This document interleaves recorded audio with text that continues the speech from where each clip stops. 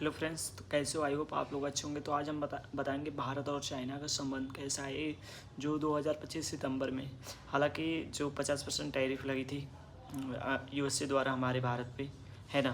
तो हमारे जो पीएम हैं, सिर्फ पीएम हैं, जो पीएम हैं उन्होंने चाइना की ओर आकर्षित हुए। तो और चाइना के आकर्षित हुए तो चाइना तक मतलब चाइना में गए। ठीक है, इनवाइट हुआ, मतलब एक सम्मेलन हुआ, चाइना में गए हमारे जो विदेश मंत्री हैं जयशंकर प्रसाद। ठीक है, तो उन्होंने भी चाइना में गए। भाई जब टैरिफ लगेगा तो उस पर जो हमारे भारत पे 50% टैरिफ जो डोनाल्ड ट्रंप ने लगाया था, यूएसए के राष्ट्रपति ने लगाया था, तो ट्रंप जी लगाए थे।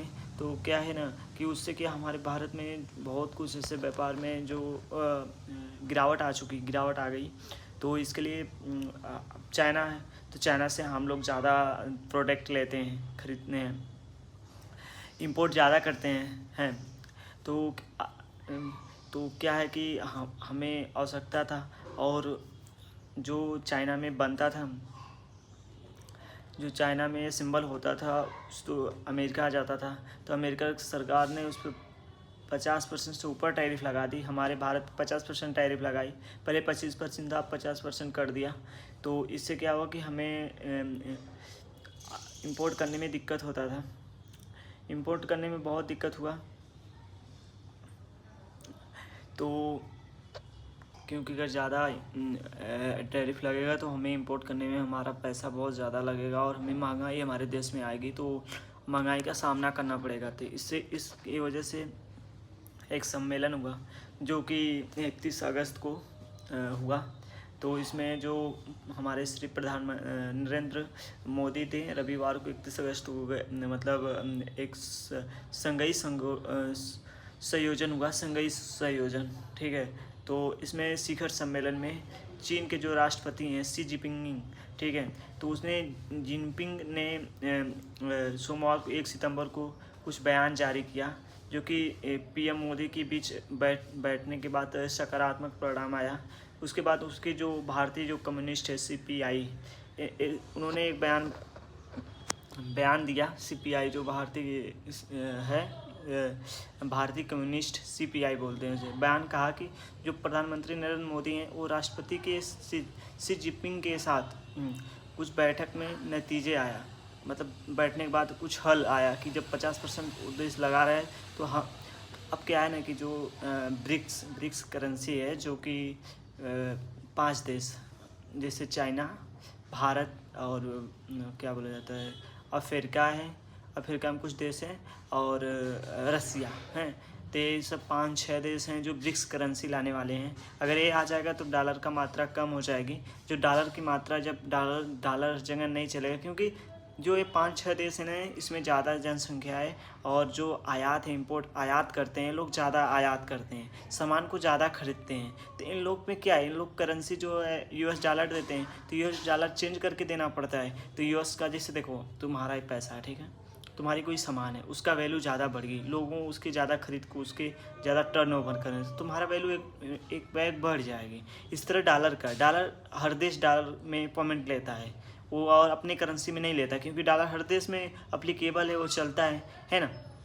तो हर देश डॉलर में पैसा लेता है, तो डॉलर का वैल्यू बढ़ गया। ठीक है, जब ये ब्रिक्स करेंसी आ जाएगी तो डॉलर का वैल्यू कम हो जाएगी। क्यों कम हो गई? आप मैं एक बात सुनिए, देखिए, क्योंकि ये जो 5-6 देश हैं ज़्यादा जनसंख्या वाले हैं, तो इन लोग आयात ज़्यादा करते हैं, सामान को ज़्यादा खरीदते हैं। ठीक है, और सामान को जब ज़्यादा खरीदेंगे, देखो ब्रिक्स करेंसी बनेगी तो एक जर्मनी है, जर्मनी भी आ जाएगा, ऐसी बात नहीं है, क्योंकि जर्मनी से भी सामान आयात होता है। क्यों ना, कि जो जो ये देश है ना, ये निर्यात भी करते हैं, एक्सपोर्ट भी करते हैं, इंपोर्ट भी करते हैं। ठीक है, तो एक्सपोर्ट इंपोर्ट दोनों करते हैं, ऐसा नहीं है कि खाली इंपोर्ट ही करते हैं। कुछ चीज़ें जो कि अपने यहाँ से भेजते हैं, एक्सपोर्ट करते हैं। तो रियली बात है कि हर देश में हर चीज़ उपलब्ध नहीं होती है, कुछ ना कुछ कमी होता है। तो अपने भारत में भी ऐसा है, चाइना में भी ऐसा है, जैसे हर कोई भी देश हो सेल्फ डिपेंड नहीं रहता है। हो सकता है भाई, लास्ट तक हो सकता है, क्योंकि वो अपने वैकेंड में रख सकता है पहले से सामान लेके, तो कुछ समय तक यूज कर सकता है, फिर इसके बाद वो ख़त्म ही हो जाएगा। ठीक है, इसी तरह हुआ जी टैरिफ की बात हमने, तो इसमें कुछ मतलब सलूशन निकला कि जो कि वहाँ जो टैरिफ है मतलब कि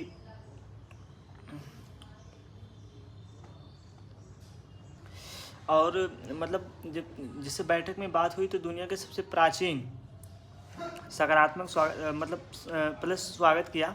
बैठक हुई, राष्ट्रपति तो स्वागत किया, फिर उसने अपने सबसे प्राचीन सभ्यता को जो बीच में बात हुई कि पृष्ठ करते हुए कि हमारे देश के जो प्रतिबंधित नहीं किया बल्कि वह साझेदारी बनाने की बात की, जो शी जिनपिंग है, ठीक है, चाइना के राष्ट्रपति।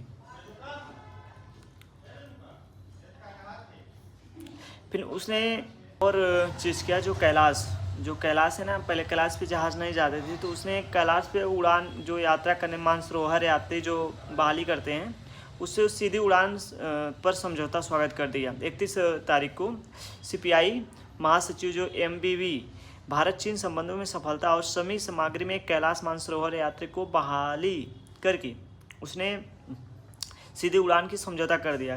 कहने का मतलब कि जो हमारा कैलाश था ना, कैलाश मानसरोवर था, जो यात्रा करते थे लोग, अब वहाँ पर आप फ्लाइट से जाके भी यात्रा कर सकते हैं, वो मतलब खोल दिया, मतलब क्या बोला जाता है उसको, अलाउ कर दिया, अनुमति दे दिया चाइना सरकार।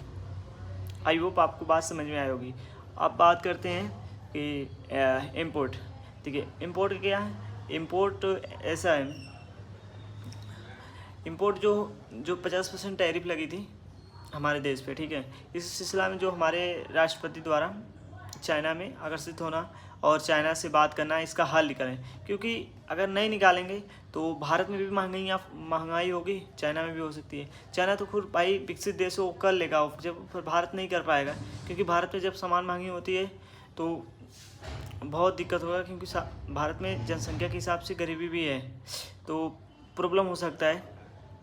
इसके लिए हमारे देश ने हमारे प्रधानमंत्री नरेंद्र मोदी तो चाइना से बात की उसका हल निकालने के लिए, जो कि चाइना में जो सप्लाई होता है अमेरिका में, खासकर जो एक 4 व्हीलर का आता है, वहाँ एक चिप बनाती है, चिप जो कि हमारे मोबाइल में लगता है, ठीक है, वो USA में चाइना भेजता था, वो चिप हमारे यहाँ आएगी।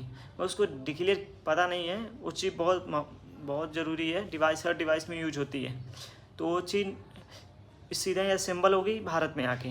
तो अगर असेंबल होने लगेगी जब भारत में, तो भारत में जो मोबाइल का है और जो 4 व्हीलर का है, कार का है, उसका रेट कम भी होगा और रोज़गार मिलेंगे, बहुत कुछ सब मिलेंगे, रोज़गार मिलेंगे, तो रोज़गार मिलेंगे तो सब चीज़ मिल जाएगा, क्योंकि भारत में रोज़गार ही कम है।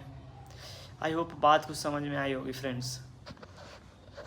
तो मैं नेक्स्ट वीडियो मिलते हैं, बस इतने ही चाइना के बारे में, क्योंकि मैं मतलब ट्यूटोरियल पढ़ा था, द हिंदू भी पढ़ा था, तो इसमें ये सब लिखा था कि जिससे चाइना का थोड़ा भारत पे आकर्षित होना, भारत चाइना पे आकर्षित होना।